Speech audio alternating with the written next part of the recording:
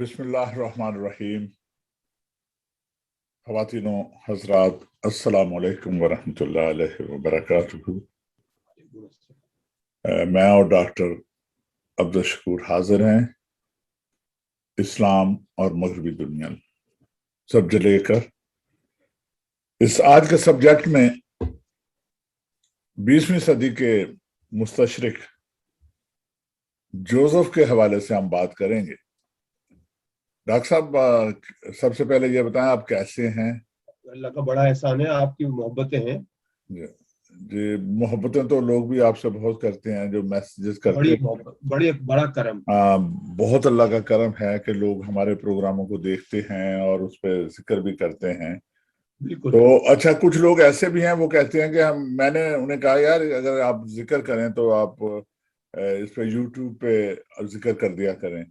तो उन्होंने कहा कि वो हम अपना नाम भी नहीं लाना चाहते और ये है, तो वो सवालात भी करते हैं जो मैं आपको भेज दिया करता हूँ। तो इस हवाले से आज आप क्या फरमाएंगे जनाब कि जोसेफ के हवाले? जोसेफ है, जोसेफ शाह। हाँ, ये काफी बड़ा नाम है मुस्तशरिकीन की दुनिया में।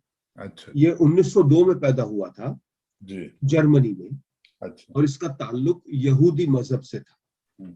1934 में जामिया मिस्रिया में रहा और फिर 1941 में ऑक्सफोर्ड यूनिवर्सिटी में इस्लामी उलूम के शोबे से वाबस्ता रहा। इसके पास मुजमाउल अल अरबी अल दमिश्क की रुकनियत भी थी। जोसेफ शाह ने बेशुमार किताबें और कई मकाले लिखे।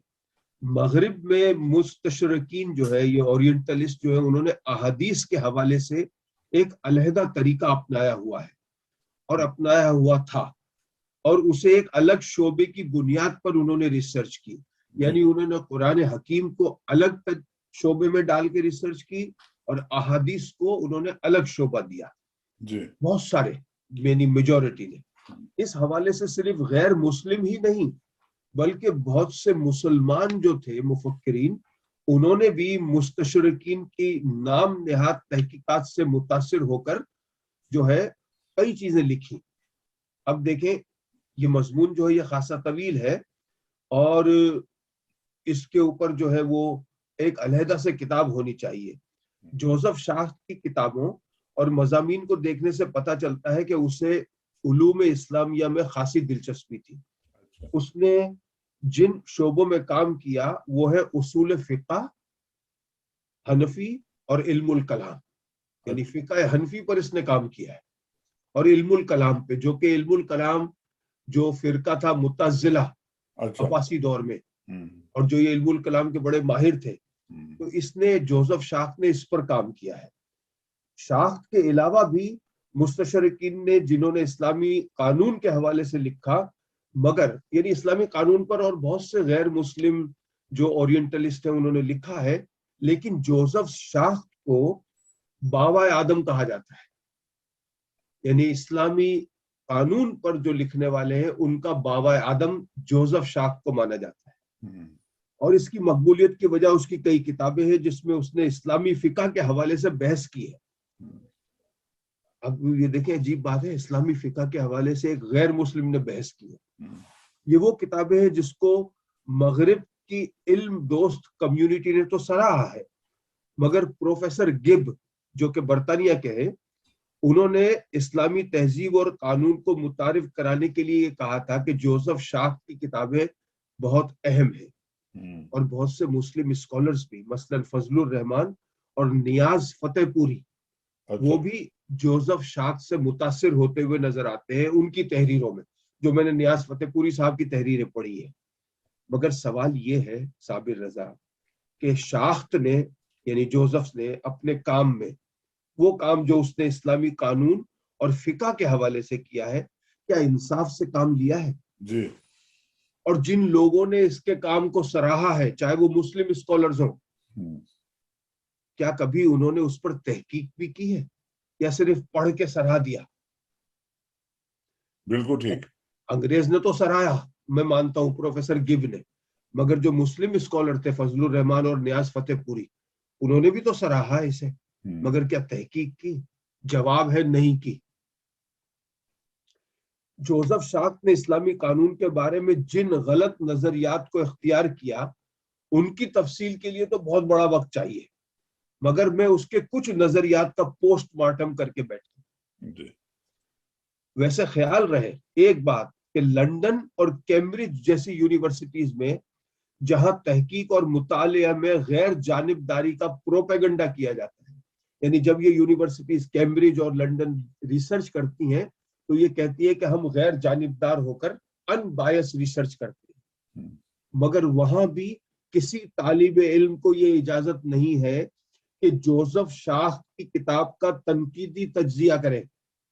अच्छा। आपको पता जी, ये इजाजत नहीं है, यानी उसके नजरियात को तनकीद से बालातर करार दिया गया है। अच्छा। मैंने यूनिवर्सिटी के बाहर तनकीद की है और तज्जिया किया है। शाक्त की दोनों किताबों का, जिनका मैं आपको जिक्र करूंगा, हमारे रेफरेंस जब चलेंगे उसमें आएगा नाम, कि उसने किस कदर तहकीक के उसूलों को तोड़ा है और तासुब से काम लिया है। अच्छा। उसने अपनी किताब के मुकदमे में लिखा है, एक लाइन में बताता हूं आपको, कि पहली सदी के एक बड़े हिस्से में, पहली सदी यानी जो पहली सदी है, एक बड़े हिस्से में इस्तिलाही मानों में इस्लामी फिका का वजूद नहीं था। अच्छा। यानी नबी करीम सल्लल्लाहु अलैहि वसल्लम की जिंदगी में इस्लामी फिका का वजूद नहीं था, ये उसका कहना है। हाँ। उसने अपनी किताब में ये दावा भी किया है कि किसी भी फ़क़ही हदीस के बारे में ये कहना मुश्किल है कि उसकी निस्बत मोहम्मद सल्लल्लाहु अलैहि वसल्लम की तरफ सही है। अच्छा। यानी आसान अल्फाज में वो ये साबित करने की नाकाम कोशिश में मसरूफ है कि शरीयत और मजहब दो अलग चीजें हैं। इस्लामी फिक़ह के नाम से जो कुछ आज मुसलमानों के पास है उसका कुरान और हदीस से ताल्लुक नहीं है, बकौल इसके। अच्छा। यानी इस्लामी फिक़ह जो हमारे पास है, जो राइज है, राइजुल वक्त, हाँ, उसका ताल्लुक कुरान और हदीस से नहीं है, बल्कि इस्लामी फिक़ह के बहुत से हिस्से दूसरे मज़ाहिब के कवानीन से लिए गए हैं। अच्छा। और जो फिक़ह उनके अलावा है वो मोहम्मद सल्लल्लाहु अलैहि वसल्लम के बाद के जाती इज्तिहादात की पैदावार है। यानी मोहम्मद सल्लल्लाहु अलैहि वसल्लम का इस्लामी कानून और इस्लामी फिक़ह से कोई ताल्लुक नहीं है। अब सवाल ये है कि अगर जोसेफ शाक्त को ये सब कुछ साबित करना है तो उसने कुरान का सहारा क्यों नहीं लिया? कुरान से तो उसने कोई सहारा नहीं लिया। इस्लामी कानून का सबसे पहला जरिया तो कुरान है। बिल्कुल सही। मगर उसने ऐसा नहीं किया, यानी उसूल तहकीक में बददियानती की उसने। ठीक। कुरान की रूह से मजहब और शरीयत जो कानून है वो अलग नहीं है। कुरान की बेशुमार आयात है। जोसेफ शाक्त और असूल फिका के उन्वान से पाकिस्तान की एक मारूफ शख्सियत जनाब तुफैल साहब, मैं उनका बड़ा ही कदरदान हूँ। वो इदारा तहकीकात इस्लामी पाकिस्तान में 1981 में मौजूद थे। जी हाँ। और उन्होंने एक मकाला लिखा था जो मेरे पास है। मोहम्मद तुफैल था ना नाम? मोहम्मद तुफैल साहब, ये 1981 में इदारा तहकीकात इस्लामी पाकिस्तान, जी हाँ, उन्होंने लिखा है कि कुरान हकीम मुसलमानों के लिए ज़ाब्ता हयात है। हाँ जी। जो अल्लाह ताला की तरफ से नाजिल हुआ है। ये हकीकत है कि पहली वही के नुज़ूल ही से मुसलमान उससे हर तरह इस्तिफादा करने लगे थे। उन्होंने जिंदगी के हर मोड़ पर कुरान हकीम से रहनुमाई हासिल की। जबकि शाख्त का ख्याल है, ये तुफैल साहब कह रहे हैं, हाँ। जबकि शाख्त का ख्याल है कि नंबर 1, इस्लामी कानून बराह रास्त कुरान हकीम से नहीं लिया गया। नंबर 2, इस्लामी कानून का खमीर बनु उमैया के इंतजामी अमल से उठा। नंबर 3, बाज औकात बनी उमैया का अमल कुरान हकीम के अल्फाज पर भारी होता था। ये ख्याल के इब्तिदाई दौर में कवानीन बनाने में कुरान हकीम से इस्तिफादा नहीं किया गया, वो हमारी समझ से बालातर है, मोहम्मद तुफैल साहब कहते हैं। क्योंकि तारीख गवाह है और शवाहिद मौजूद है कि मुसलमानों ने कुरान हकीम को कानून का अव्वलीन माखज बनाया। और तुफैल साहब एग्जाम्पल दे रहे हैं कि नबी करीम सल्लल्लाहु अलैहि वसल्लम और सहाबा कराम अलैहिम अजमईन के अहद में कुरान हकीम से मुकम्मल तौर पर इस्तिफादा किया जाता रहा। چوروں کے ہاتھ کاٹے گئے، زانیوں کو کوڑے لگائے گئے، شراب پینے والوں پر تعزیر نافذ ہوئی، بد کرداروں کو ملک بدر کیا گیا، نکاح و طلاق نیز وراثت اور تقسیم کے فیصلے قرآن حکیم کے مطابق کیے گئے۔ جی اس سے ذرا آگے بڑھے، معاذ بن جبل رضی اللہ عنہ والی مشہور روایت پر توجہ دیں کہ نبی کریم صلی اللہ علیہ وسلم نے جب انہیں قاضی بنا کر بھیجا تو ان سے دریافت کیا کہ تم فیصلے کس چیز پر کیا کرو گے؟ تو انہوں نے جواب دیا کہ سب سے پہلے قرآن حکیم سے۔ چنانچہ بے ساختہ انہوں نے کہا کہ قرآن حکیم سے۔ تو اس جواب کے بعد نبی پاک صلی اللہ علیہ وسلم نے یا کسی بھی صحابی نے ان کے اس خیال کی تردید نہیں کی، جس سے صاف واضح طور پر ظاہر ہوتا ہے کہ مسلمانوں کی ابتدا ہی سے قرآن حکیم قانون کا اصل اور بنیادی ماخذ تھی۔ بالکل جوزف شاخت نے بددیانتی کی اور یہ حوالے نہیں دی۔ البتہ اتنی بات قابل تسلیم ہے کہ قرآن حکیم اصولوں کی کتاب ہے، اس میں جملہ جزیات کا احاطہ بھی کیا گیا ہے، اور قرآن حکیم کو قانونی ماخذ بنانے کے لیے جن کلیات کی ضرورت تھی وہ بعد میں مرتب ہوئے اور آج تک مرتب ہو رہے ہیں۔ جی آپ دیکھیں کورونا ویکسین کے حوالے سے تحقیقات جاری ہے نا، وہ تو سب ہو رہا ہے۔ اب آج بھی اگر کوئی جدید مسئلہ درپیش ہو تو قرآن حکیم کی کسی آیت سے کوئی کلیہ بنایا جا سکے تو وہ ہمارے لیے ایسے ہی قابل عمل ہوگا جیسے امام شافعی یا امام ابو حنیفہ قائم کردہ کوئی کلیہ قابل عمل ہوتا ہے۔ ڈاکٹر صاحب اس میں ایک حدیث کا بھی ذکر ہے، آپ نے پہلی روایتوں میں پہلے حصوں میں کیا ہے کہ جب حضور صلی اللہ علیہ وسلم نے کسی صحابی کو کہیں بنا کر بھیجا تو فیصلہ کیسے کریں گے آپ، تو انہوں نے کہا صحابی رضی اللہ تعالیٰ عنہ کہ یا رسول اللہ صلی اللہ علیہ وسلم میں قرآن کو سامنے رکھ کر فیصلہ کروں گا۔ آپ نے فرمایا کہ اگر آپ کو وہاں بھی آسانی نہ لگے تو صحابی نے عرض کی یا رسول اللہ پھر آپ کی احکامات کو سامنے رکھ کر کروں گا۔ آپ نے پھر فرمایا کہ اگر اس میں بھی آپ کو سمجھ نہ لگے تو پھر انہوں نے کہا کہ میں اجتہاد کروں گا۔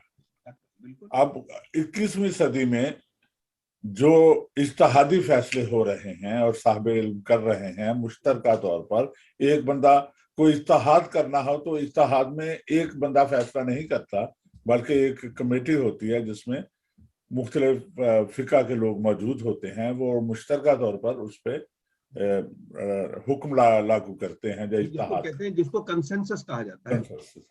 اب دیکھیں نا جی، یورپ کے اندر جو اسلامک اسکالرز کی جو کاؤنسل ہے اس نے اجتہاد کر کے ایک جو فتویٰ دیا ہے کہ اگر آپ مورگیج پہ ایک مکان اپنے رہنے کے لیے لیتے ہیں، اس صورت میں کہ کرایہ کا مکان لیں گے تو آپ کرایہ نہیں دے سکتے، بہت زیادہ ہو جاتا ہے۔ آپ جہاں کرایہ کا مکان مل رہا ہے وہاں سے مساجد دور ہے، حلال گوشت کی دکانیں، کئی وجوہات آپ سامنے رکھ کر اپنے لیے مکان لیتے ہیں تو آپ انٹرسٹ پہ وہ مکان لے سکتے ہیں کیونکہ اس ملک کے قانون کے مطابق۔ ہاں، اپنے لیے صرف رہنے کے لیے، اس کو لے کے کرایہ پہ دے کے کاروبار نہیں کریں گے آپ، اپنے لیے، اور نیت یہ ہوگی کہ جتنا جلد ہو سکے گا میں یہ مورگیج یا قرضہ اتار دوں گا اور اس انٹرسٹ سے چھٹکارا، تو یہ اجتہادی ہے۔ تو جوزف شاخ جو ہے، اب دیکھیں نا، محمد صلی اللہ علیہ وسلم نے فرمایا تھا نا کہ میں تمہارے لیے دو چیزیں چھوڑ کر جا رہا ہوں، ایک قرآن اور دوسری میری سنت، جب تک ان پر عمل کرو گے گمراہ نہ ہوگے۔ بالکل صحیح۔ مگر اس بات کو شاخ سمجھنے سے قاصر ہے۔ ایک اور دعویٰ جو شاخ نے کیا ہے، بڑی عجیب دعویٰ، خلفائے راشدین اپنے تمام فیصلوں میں قرآن کو سامنے نہیں رکھتے تھے۔ نعوذ باللہ۔ اچھا، خلفائے راشدین نے قضاتا کا تقرر نہیں بلکہ یہ کام اموی خلفاء نے کیا۔ اب شاخ کے نزدیک احادیث میں جو اسناد کا سلسلہ ثابتہ کی کوئی حیثیت نہیں ہے۔ اس کا کہنا ہے کہ مکمل احادیث دوسری صدی ہجری میں نہیں طے ہوئی ہیں، اس لیے کہ حدیث سے پہلے اسناد کیسے حاصل ہو سکتی ہیں، زیادہ تر جو اسناد ہیں اسانید وہ گھڑی ہوئی ہیں۔ اچھا، اب یہ دیکھیں نا کہ شاخ کی، دیکھیں حدیث گھڑنا اتنا آسان ہے؟ نعوذ باللہ۔ تو یہ اب اس کو اگر ہمارے اپنے اسکالرز نیاز فتح پوری صاحب یا فضل الرحمان جو اسکالر ہیں، یہ وہ فضل الرحمان کی بات نہیں کر رہا میں جو پاکستان کے ہیں، کوئی غلط مطلب نہ لے لیں، تو یہ اتنا آسان تو نہیں ہے کہ آپ اس کو گھڑ لیں۔ تو یہ اس طرح کی چیزیں جو ہے نا یہ شامل ہوئی۔ اب اس کے بعد اگر آپ دیکھیں کہ جو مناظرے ہوتے تھے, مناظرے. ڈاکٹر صاحب اس میں ایک سوال ابھرتا ہے اسی معاملے میں. وہ سوال یہ ہے کہ جب آپ نے پڑھا ہے, آپ صاحب علم ہیں, کہ جب حضرت امام بخاری رحمۃ اللہ علیہ نے احادیث کو جمع کیا تھا تو ان کی تعداد بہت زیادہ تھی. جی. اچھا, اور اس میں پھر انہوں نے بڑی محنت کی, اللہ تعالیٰ ان کی مراتب بلند فرمائے, اور انہوں نے بہت بڑا, دنیا میں جو بڑے کام کرنے والے لوگوں میں ہیں ان میں امام بخاری رحمۃ اللہ علیہ کا نام آتا ہے. تو انہوں نے ان کو کم کر کے یہ حدیث کو کوٹ کیا, اور ان میں جو ضعیف ہیں ان کو ضعیف لکھا ہے نا, نحیف ہیں جو ان کو بالکل کاٹ ہی دیا انہوں نے. تو وہ ڈبل تھی تو ان کو پھر ایک کر دیا. یعنی کہ اس میں یہ مغرب کو, یا مغربی جو مستشرق ہیں ان کو تھوڑا سا موقع تو ملا ہے نا اس حوالے سے.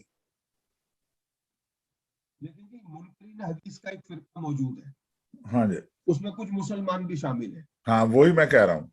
اور یہ وہ لوگ ہیں کہ جو یہ اصل میں دیکھیں نا, ان کو پتا ہے کہ اگر مسلمان جو ہے نا, وہ مسلمان کی اس بات سے اتنے خوف زدہ نہیں ہے کہ مسلمان کے پاس قرآن ہے, مسلمان ایک اللہ کو مانتا ہے, اس بات سے وہ اتنے خوف زدہ نہیں ہے جتنے اس بات سے ہے کہ مسلمان اپنے نبی محمد صلی اللہ علیہ وسلم کے لیے بغیر سوچے سمجھے بھی جان دے دے گا. بے شک, بے شک. چاہے وہ نماز پڑھتا ہو, روزے رکھتا ہو, شراب پیتا ہو, جوا کھیلتا ہو, مگر اس بات پہ وہ کوئی کمپرومائز نہیں ہے.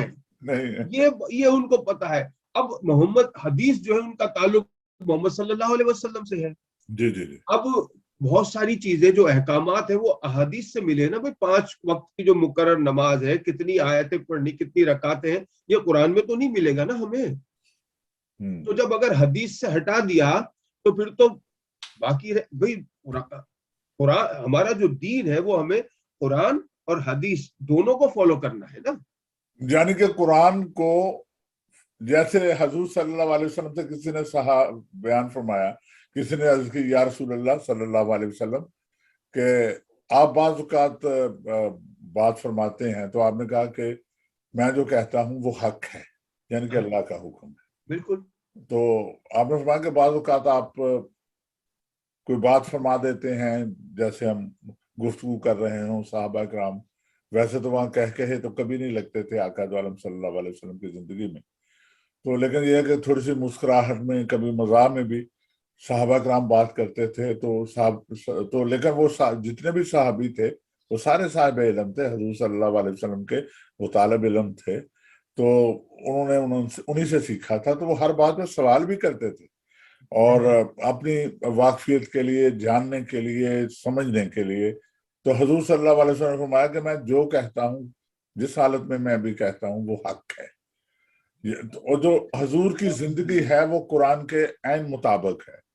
ایک اور حدیث ہے جو حضرت بی بی عائشہ رضی اللہ تعالیٰ عنہا کے حوالے سے ہیں, کہ ام المومنین سے کسی صحابی نے سوال کیا کہ یا ام المومنین, حضور صلی اللہ علیہ وسلم کی زندگی کیسے تھی؟ تو آپ نے فرمایا کہ تم نے قرآن نہیں پڑھا. تو یعنی کہ جو قرآن کے مطابق زندگی گزاری ہے وہ حضرت محمد مصطفیٰ صلی اللہ علیہ وسلم نے گزاری ہے, اور اسی پہ سب صحابہ کرام چلے ہیں, اور وہی پیغام ہم تک پہنچا ہے.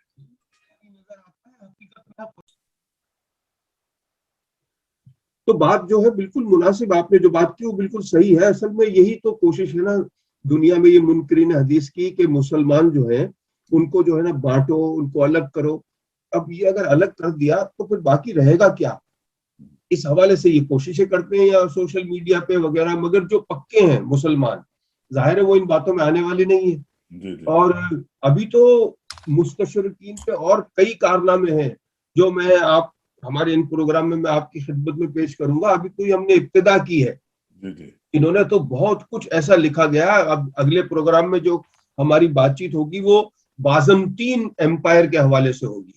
بازنطین امپائر کی کیا بازنطین امپائر تھی, یعنی ہم تقریباً پہنچیں گے 4تھی صدی سے لے کر 15ویں صدی کے درمیان تک کی جو ایک امپائر تھی, اور جس میں قسطنطنیہ کا ذکر ہوگا. تو وہ بات چیت ہماری اگلے پروگرام میں ہوگی انشاءاللہ.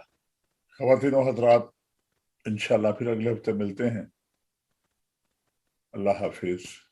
اللہ حافظ.